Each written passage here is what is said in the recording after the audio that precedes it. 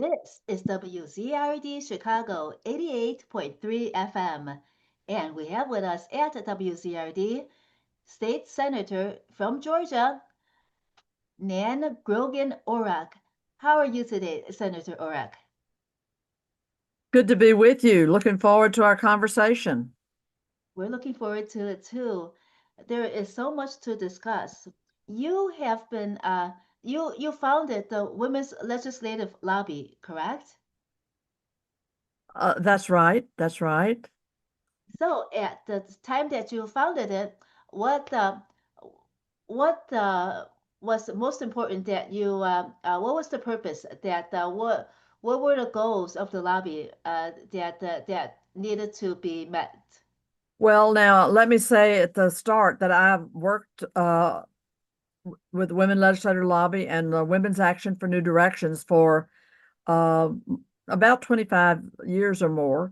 Um, and I retired uh, uh, about 5 or 6 years ago, and that organization unfortunately uh, had staff changes, and a lot of the women legislators that had participated in will transitioned over to other women's organizations when the Women Legislators Lobby uh, and WAND closed their doors some years back, maybe 3 or 4 years ago.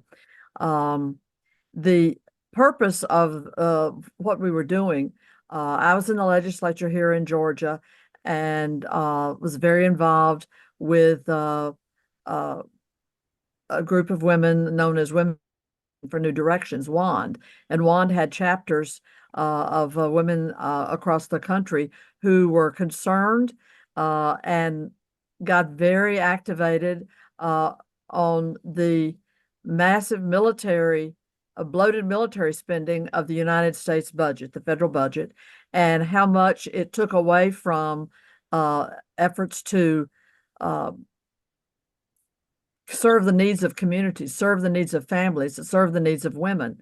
And we worked along with other organizations on getting women elected to the legislature, training women legislators, bringing women legislators to Washington to be a voice from the state level, women's voices, reaching out to the congressional members, the senators and the House members in Washington, urging them to stop this bloated military spending and redirect those monies to the services that are vitally needed for families and communities and environmental protections. So that was a mission who very much is still needed today, as we can see what's going on in Washington. They're massively expanding the federal budget and the Defense Department budget, and absolutely, though it's denied, they're absolutely cutting incredibly urgently needed services for women, for children, for veterans, for families, and for environmental protections.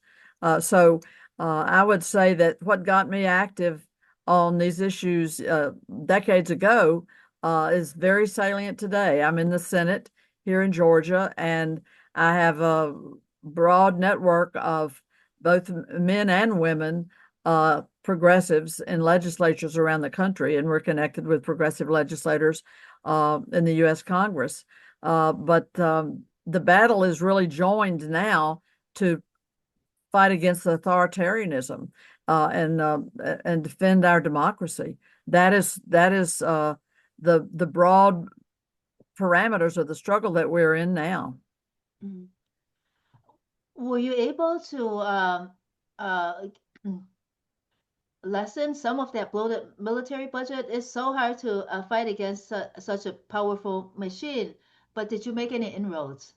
Well, we were successful, and again, we worked and collaborated with many organizations, and we were successful in ceasing the funding of a bomber that was that was back in the more than 2 decades ago. Um, and we collaborated. We educated many women legislators at state legislators in who are, we refer to them as the grass tops. I'm part of the grass tops voices coming from Georgia, for example, and we trained women who are still serving and who, in how to communicate successfully, uh, how to access your members of Congress, how to be a voice, how to write compelling op-eds and letters to the editors, and also educate their constituents about these issues, because bloated military spending is not something that has just recently appeared. It's been a locked in feature. I mean, Eisenhower, who was a general in World War II, Dwight D Eisenhower, when he was president in the 50s, he warned against the military industrial complex and its ability to influence and distort federal national policy in its search for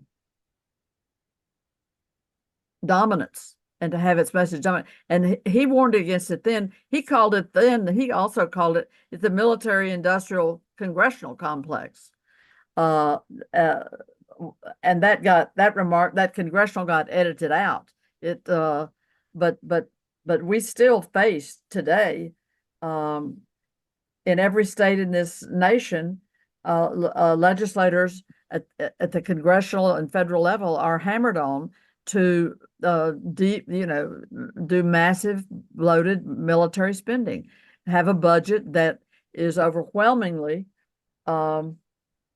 spent on weapons and war. And that was the case back then in the 50s, and it's only gotten worse now. It's only gotten worse.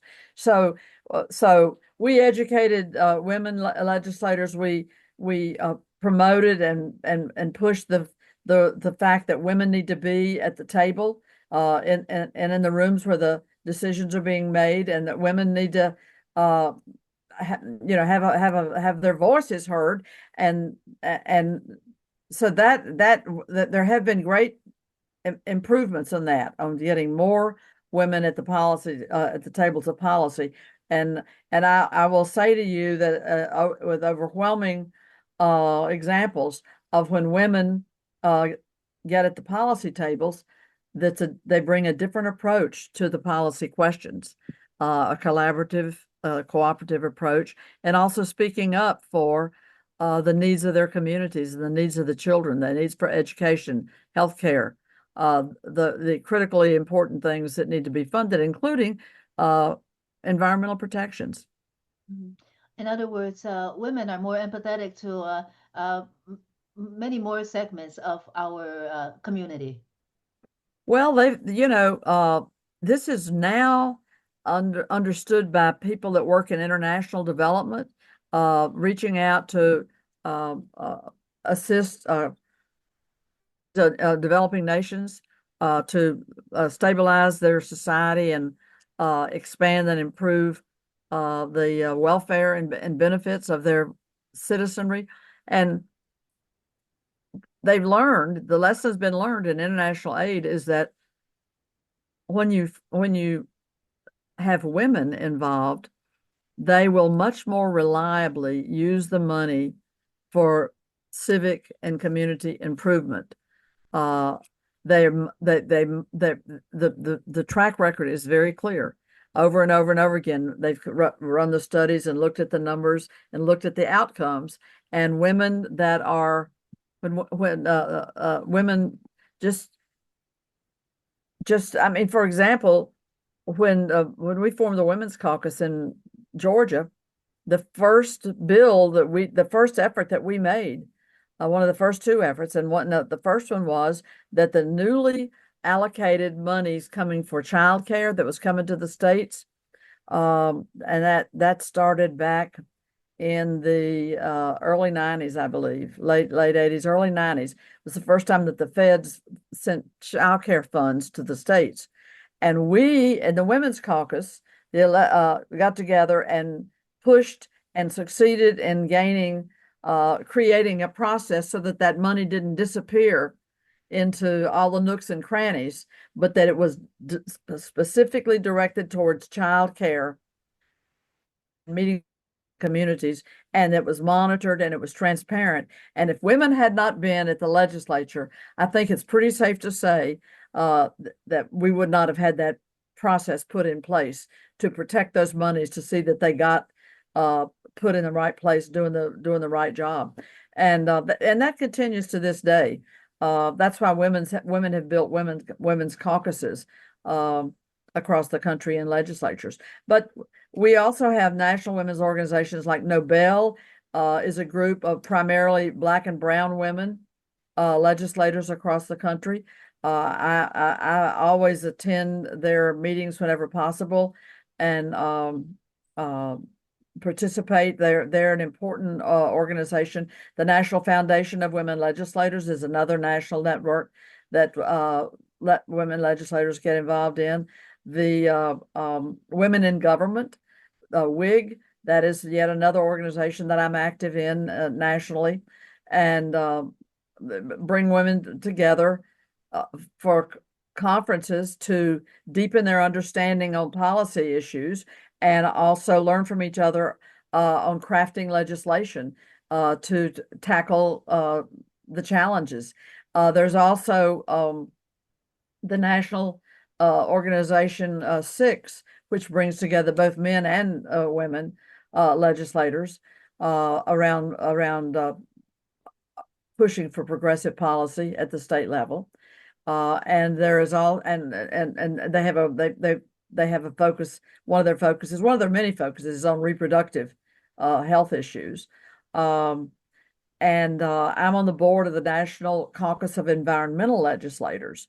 That's a network of 12 or 1,500 legislators around the country. We'll be gathering for our annual meeting in Boston in the last the very first week of August, and we'll be meeting there again to deepen our understanding of how we can stand up for the environment and environmental protections. And right now, it couldn't be more important when we see that we've got somebody in the White House who's absolutely dedicated to stripping out the environmental protections that have been fought for and the policies that have been won at the federal level are now all under attack. So we're at a critical moment in American history. I don't have to tell you that. You understand that very well. And your listeners understand that very well, but it's really time for anybody who wants to defend our democracy and stave off the autocratic moves that are being made by this administration. It is time for all of us to do, each and every one of us to find a place to fit in, to help make a difference in this, the only other time the nation has been in this level of crisis was in the Civil War. That was in the 1800s. So we are at a moment in history that calls upon all like-minded people who believe in fairness and opportunity and democracy, freedom of speech, freedom to assemble, freedom in the universities to teach and engage on a wide array of issues. All of that, we face losing all of that at this moment in time. And we can look at other countries and see how that has played out, and see when an autocrat has succeeded and taken over. Every day they make more and more moves against the democracy, against those who would stand in the path of an autocracy. So these are very critical times, and I continue to be active. And here we're called upon all to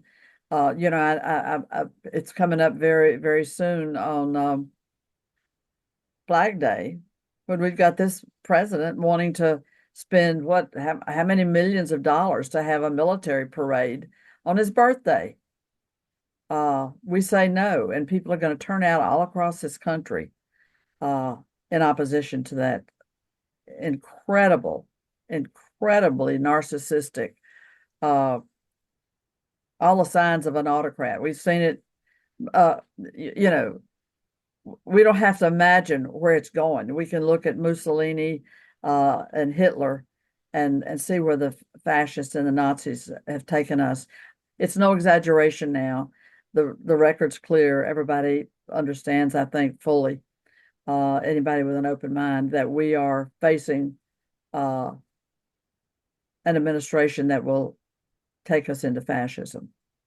When you spoke earlier that President Eisenhower felt that the we had to fight against the military-industrial Complex. Mm-hmm. personal complex, and then but he actually was a general in the armed forces. So of course that afforded him an insider's view.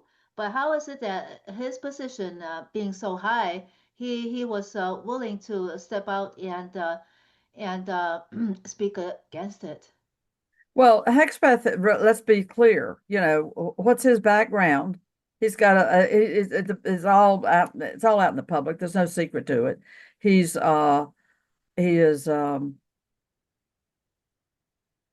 he was a weekend commentator on the Fox News network, Oh, I'm which talking about Eisenhower. Back in the no, I thought you said what about what Hexpath is doing now? Oh, no. I'm talking about General Eisenhower. Eisenhower. So what are you asking me about Eisenhower? I think Yeah, I missed yeah. your question. Oh, because earlier you said that Eisenhower spoke against the military-industrial complex, the congressional. Oh, it wasn't Eisenhower. I hear a different name. Did you say it was Eisenhower that? Dwight D Eisenhower was a president in the Yeah, 50s. He was a general in the World War II. exactly. But he said that the military-industrial complex was taking over, right? It was him. Yeah, he said that was one of his final speeches before he left office. Beware, be wary, be aware of the military industrial complex and its ability to drive policies that will not be in our best interest. Right. But he was he was an insider of the armed forces, and Well, but you see, my point is that he had seen it firsthand. mm, He had seen it firsthand that decisions got made that were not in the best interest of the defense of the country, that were not in the best interest of the people of the country, but were in the best interest of the weapons makers. He had seen it himself, and he was sharing the wisdom that he had gained from his own life experience and saying, beware. mhm. What about today? Are there any individuals, let's say in the armed forces, or uh, that are similar to Dwight Eisenhower? Well, we can see that Trump has had Trump is going through and cutting out all. I mean, there are generals on the Joint Chiefs of Staff, and there were former armed services people that were in Trump's first administration, and they all pointed out. They spoke up and spoke out, and General Kelly, who was his chief of staff, said he is a fascist. So that's an example of a military person in the U.S. military at the level of general who worked closely with this man and understood who he was based on his experience with him, and he spoke out. He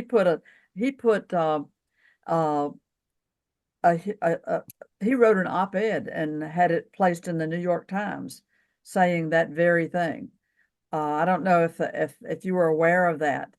But General Kelly spoke out during the election cycle and wanted to share with people, this man that's asking you to vote for him for president, this man is a fascist.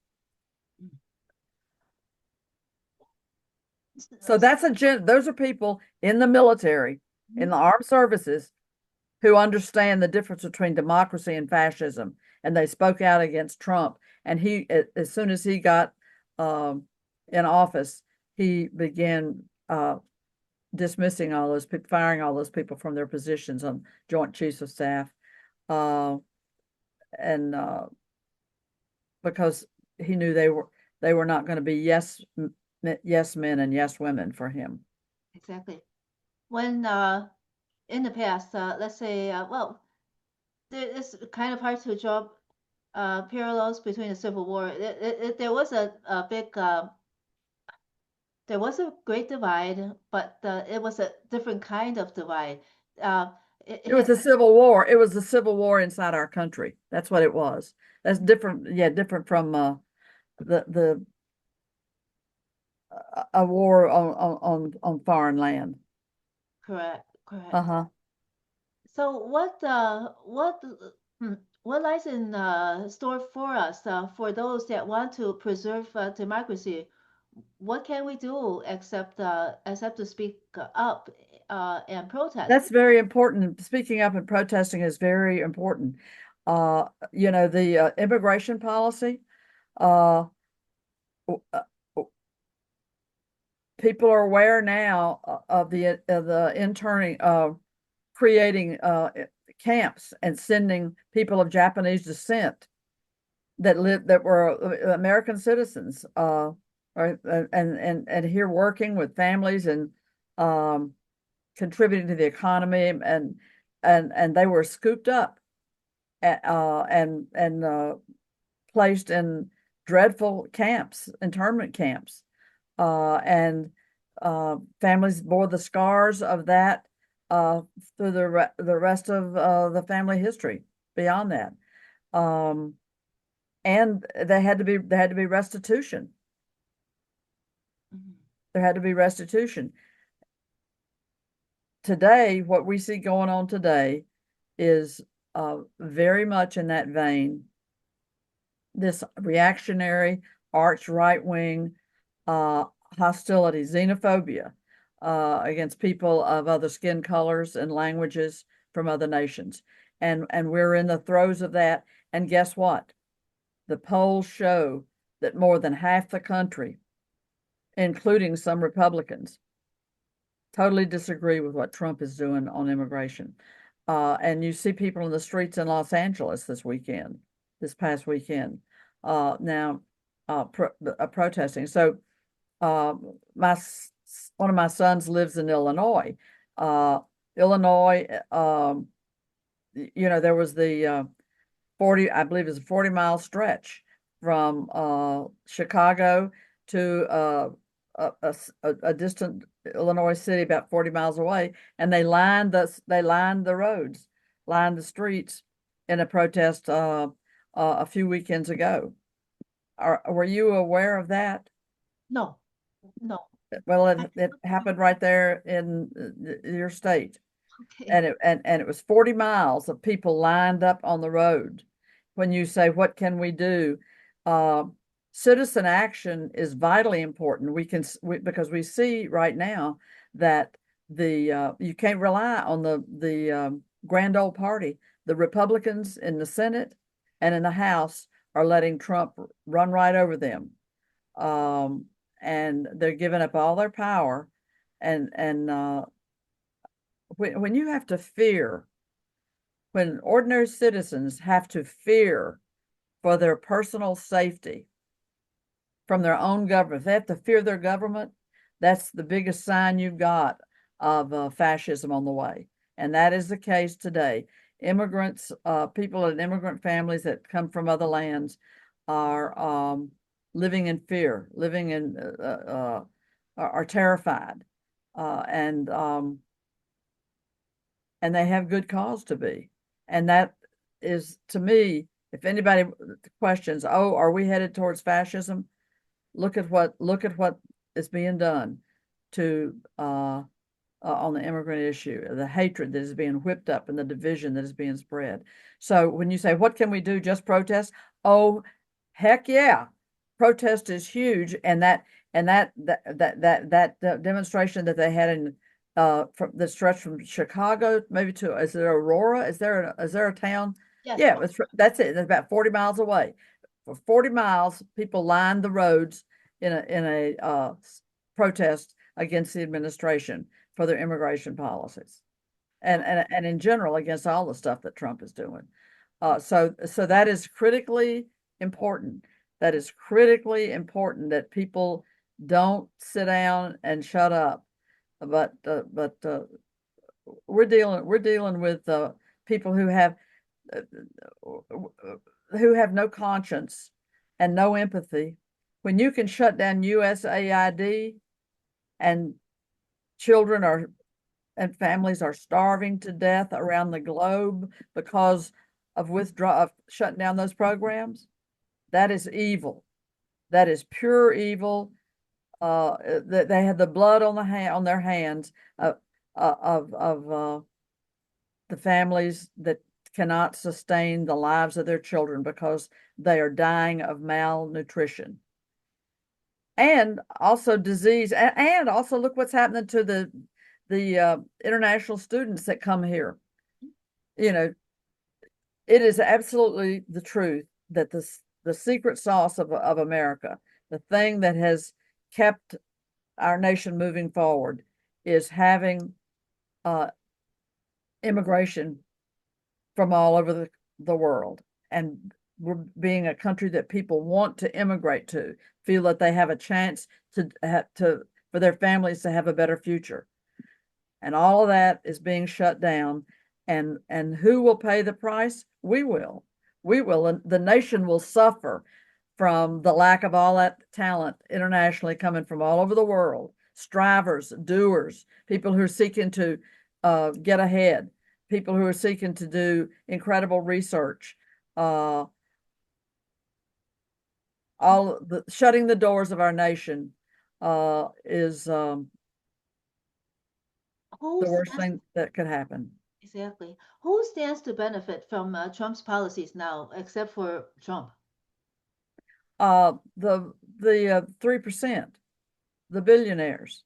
So Now, if you wonder who Trump's looking out for, all you got to do is look at the video from when he was sworn in. Who did he have standing right behind him? Technocrat billionaires. Mm-hmm. Not the cabinet, not even the cabinet that he was appointing. It's the billionaire class. And we have the greatest divide in the history of the world between the haves and the have-nots. So we spoke earlier about the military-industrial complex.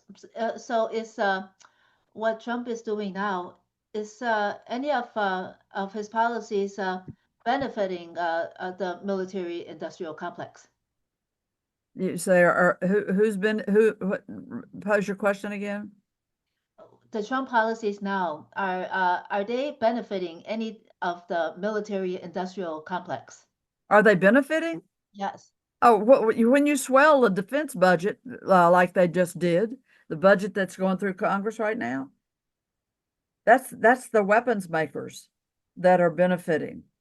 That's the weapons makers that are benefiting. Do we know if they had contributed, they had supported Trump to win the presidency? You said, did they? Yes. Did the weapons makers? Yes. The defense industry? Yes. Absolutely. I think you're asking me a question that you know the answer to. Yes, they absolutely are benefiting from it. Just like the gun makers are benefiting from these policies that allow military style weapons to be in the hands of 22-year-olds. North Carolina legislature, Senate, just the other day voted that young people can carry concealed weapons without having a concealed weapon permit. And that, who's driving that? It's the people that make the guns. It's the gun manufacturing, weapons manufacturing industry. So do we know if these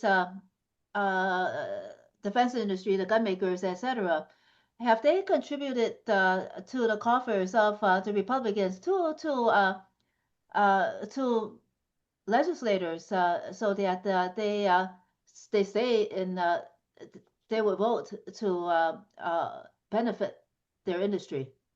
Well, here's how the defense industry works. They place, let's say, a plane that a corporation is building.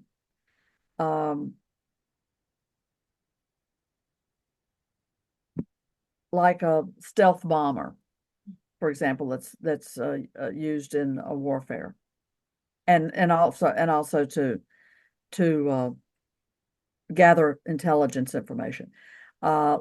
They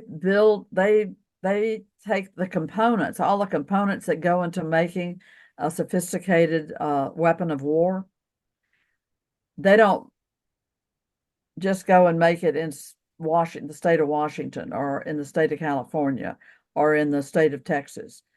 They will have components that are made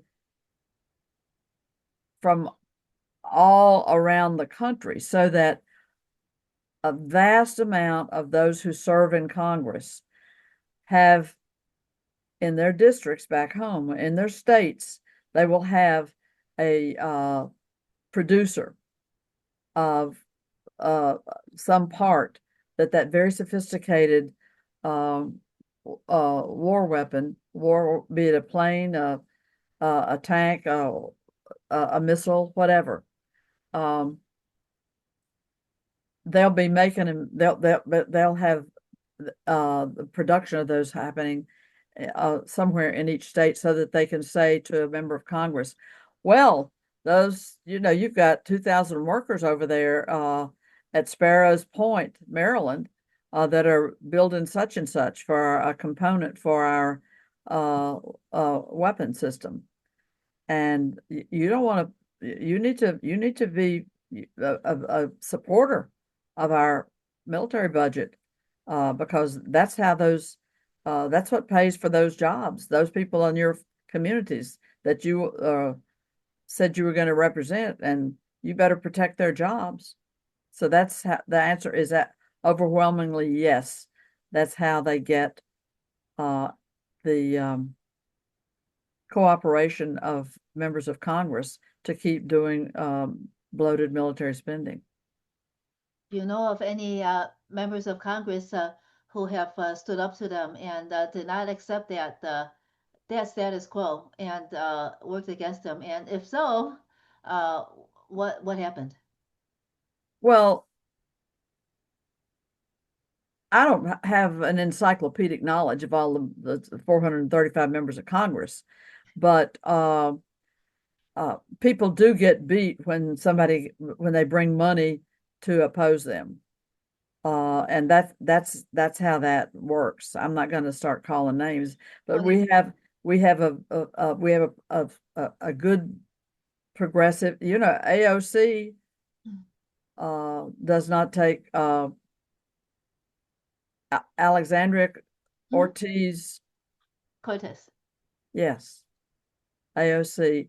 She doesn't take money from corporate donors.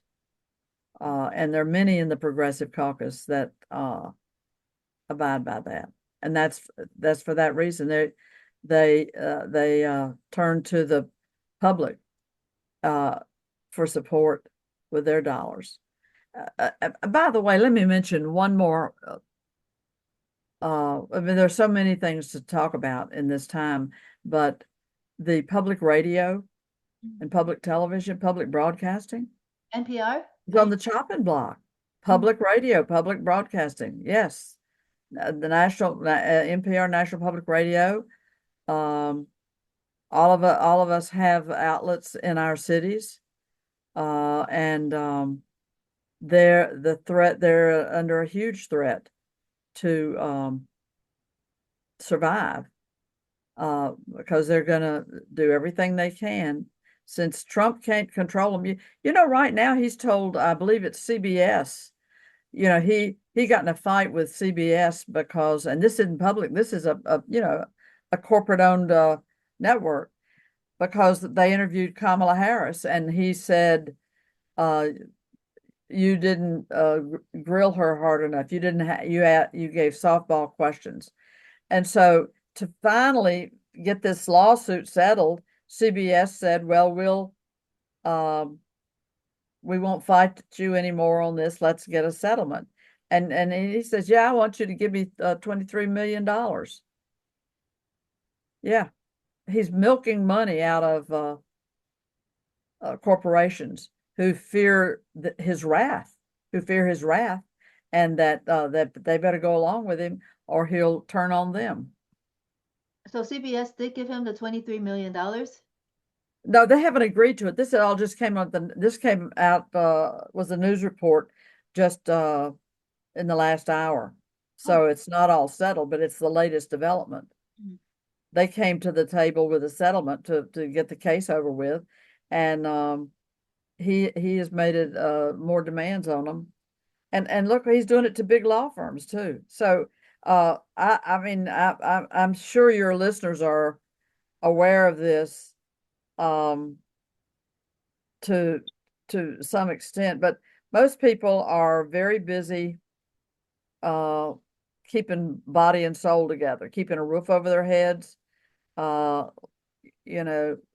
taking care of their families, working 2 and 3 jobs, trying to build a union. A lot of them are, because the unions have been so crushed by corporations. So we're at a moment, we're at a time where don't wait till later and think, well, I'll speak up later, or I'll go to that demonstration, or I'll write that letter to the editor. I'm gonna do it one of these days. Do it now, because that famous quote, when they came for the communists, I said nothing. I did not speak up because I'm not a communist. When they came for the trade unions, I said nothing because I was not a union member. When they came for the Catholics, I said nothing because I wasn't a Catholic. And then it ends up saying, and when they came for me, there was nobody left to speak up. We've got to all stand up for each other.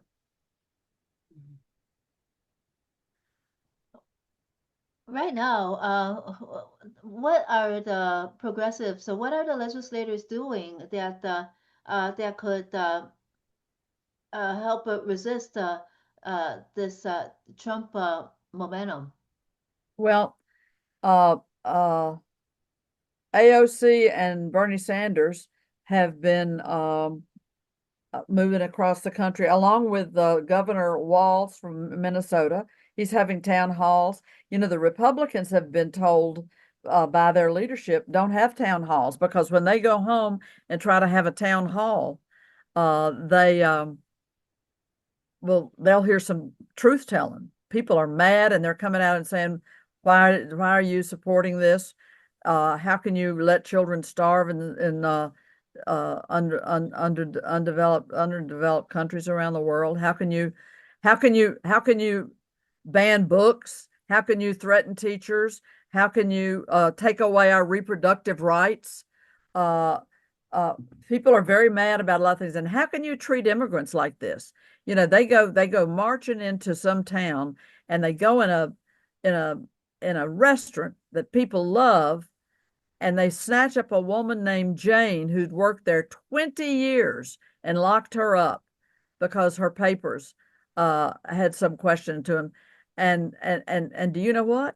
All of those folks that loved going to that restaurant and eating there and had known Jane for 20 years, they all turned out. They gave money. They're raising hell about it. And that's what we all have to do.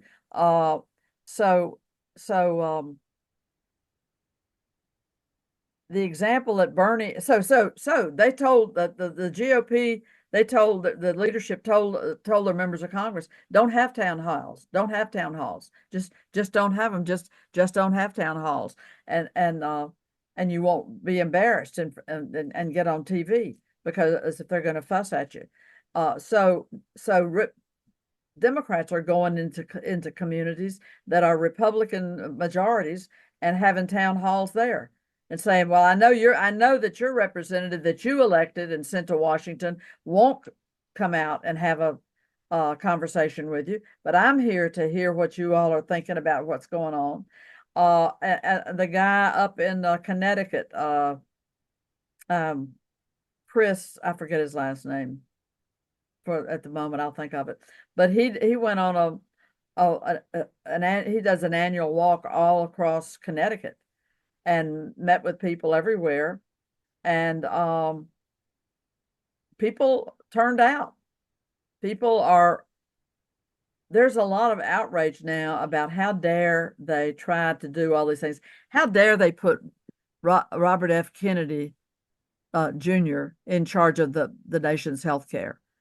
He then appointed a surgeon general that's not even a doctor, never finished medical school, and that's the surgeon general of the country. The offenses are countless. This guy that his cabinet member who heads up is put in charge of the Federal Emergency Management Agency. It's called FEMA. Every state has a state emergency management agency, and then you have the federal, because no state can handle a huge natural disaster on its own. It's got to have federal support. Well, they're cutting off. They're saying that they're going to not have they're not going to have fund. FEMA's not going to send money anymore to the states, or they're going to send a greatly reduced formula. So the states got to come up with the money. And you know the guy that he put in charge of FEMA? You know what he said the other day?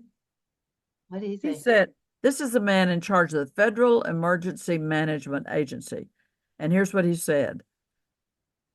He said, I didn't know there was a hurricane season. All right. You have to hunt a long time to find anybody saying something that stupid. And the man that he put in, Trump put the Trump appointee running the federal agency for emergency management, is so clueless. He didn't know there was a hurricane season. When Trump That's, huh? when Trump cuts these budgets for the states, such as through FEMA or other agencies, is he just trying to uh, keep more money for the top 3%, or is he trying to weaken the states? And can he weaken the states this way?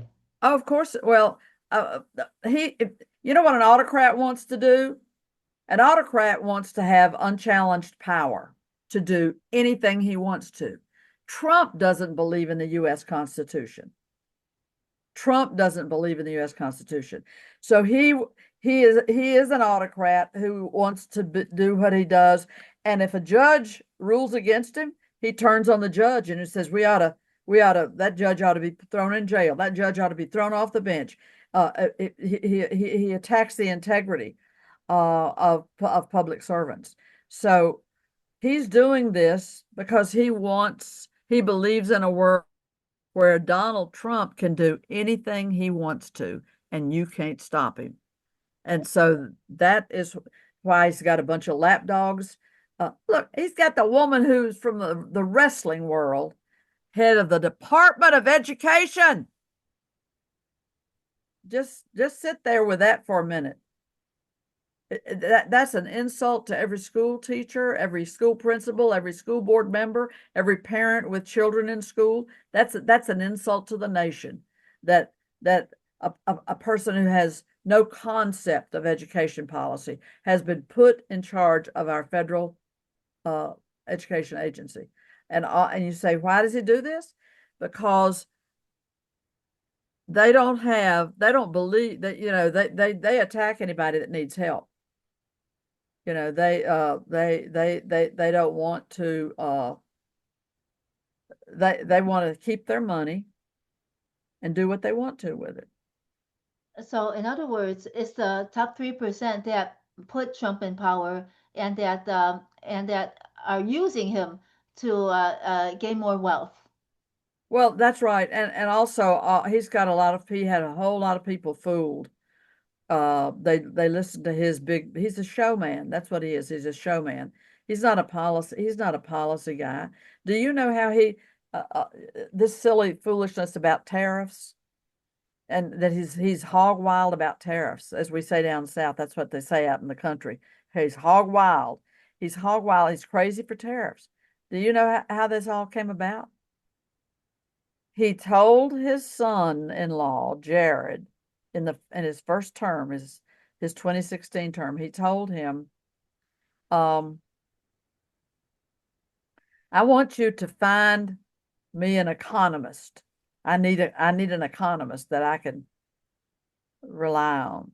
So you know what Jared did? Jared Googled to find an economist. Now, have you ever heard? These people are idiots. They're not public policy people. They're not civil servants.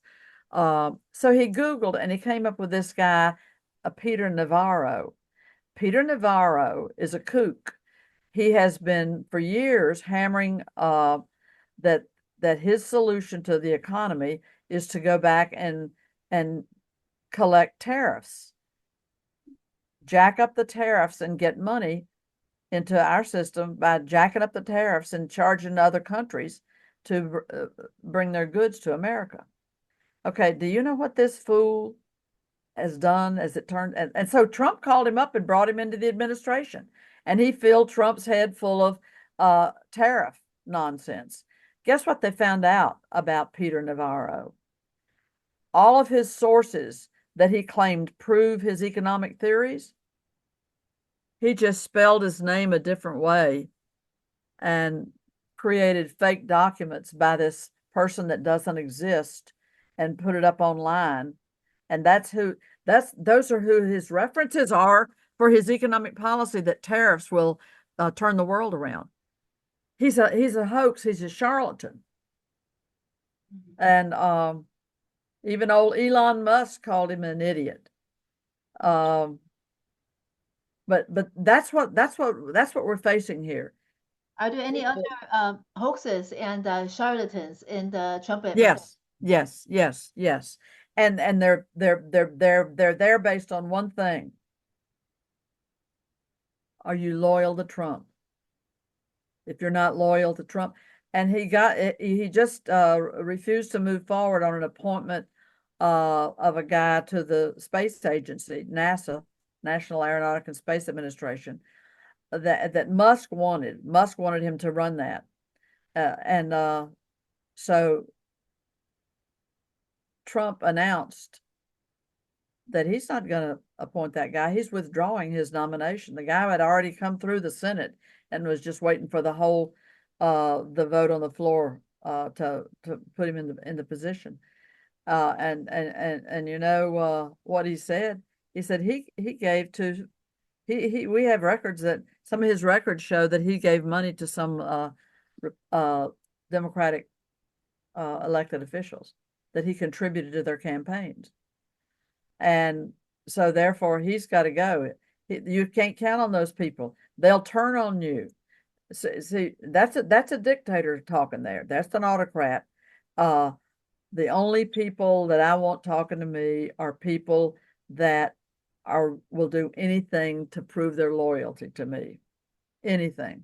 And so we've got Bondi up there as Attorney General. We've got a ship of fools. We've got a cast of castaways. We've got it's filled up with opportunities, and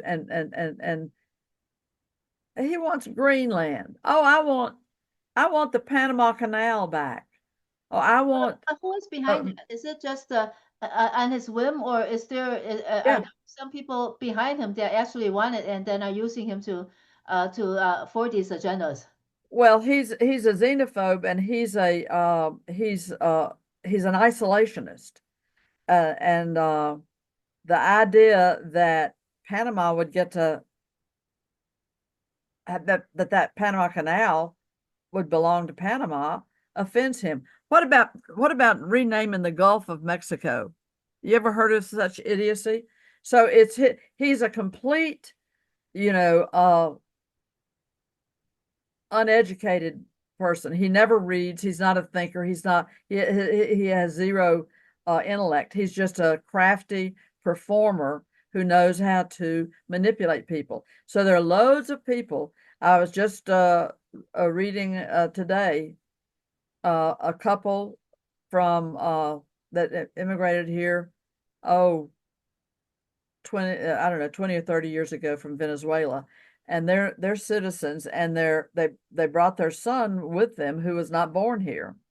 And he's 35 years old. And they picked him up and swooped him away down to, he's in that prison down in Louisiana. And now these people who came down to see their son, their grown son, who has 3 children, I believe, and they're sitting down there hoping to get a visit with him, and they are appalled. They said, we didn't know Trump was going to do this. We thought he was going to deal with these illegal, these people without documents down at the border. We had no idea he was going to do this. And here he has taken our son and locked up our son. And they cannot get over it. But they were fooled.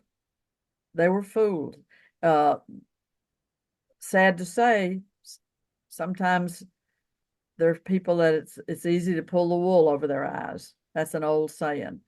Pull the wool over their eyes. That is, keep them from seeing the truth. And that's what he counts on. The mainstream media, there are many things that they do not talk about. And how has the mainstream media I know that Trump is trying to shut down his critics, but oftentimes many important things don't end up in the mainstream media anyway. So how exactly well, it's of course it's just your opinion, but how are the media doing now versus the reporting that they did before this presidential term? Well, Trump is attacking all of the mainstream media, and he is doing it for a reason. Because they tell the truth about the situation. And I think, like the New York Times, the New York Times put out one of their a couple of Sundays ago, every columnist that they have, Republicans, Democrats, liberals, conservatives, arch conservatives, every one of them wrote a column in the opinion section of the New York Times, and every one of them talked from their own perspective about how dangerous Trump is and how he must be stopped. It seems as if a lot of dictators in the past, such as Mao or his wife, they would attack Who and his wife? Mao, Chairman Mao in Oh, you China. mean Mao Zedong? Yes, and then of course his wife, and other dictators too. They would go after the intellectuals because it would be the intellectuals that would see through them, right? Right Yeah, now, that's right. That have the capacity to take apart, to say that the emperor has no clothes. Let's just put it that way. I know that we're running out of time. We've only got about 2 or 3 more minutes. So I've appreciated the opportunity to talk with you and your listeners. And of course, public radio and public television is on the firing line. And everybody, wherever they live, should find the nearest public radio station and send them a donation. of course, I've certainly been supporting community radio and public broadcasting, for decades. What Uh, advice? Yes. One more question, and then uh, of course, how people could find more information about you. But what advice would you give the media and also the let's say the intellectuals? Right now, Trump is trying to uh, take apart research. So let's say the researchers and press, the media. What advice would you give to them?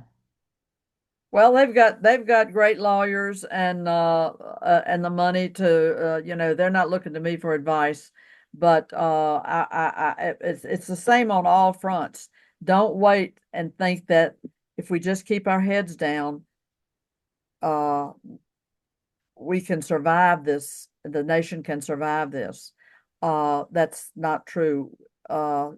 Great nations have fallen in the past, and it can happen here as well. Um, and I would just simply say that now is the time for all good men and women to come to the aid of their country. That used to be a typing exercise when I was in high school. Now's the time for all good men to come to the aid of their country.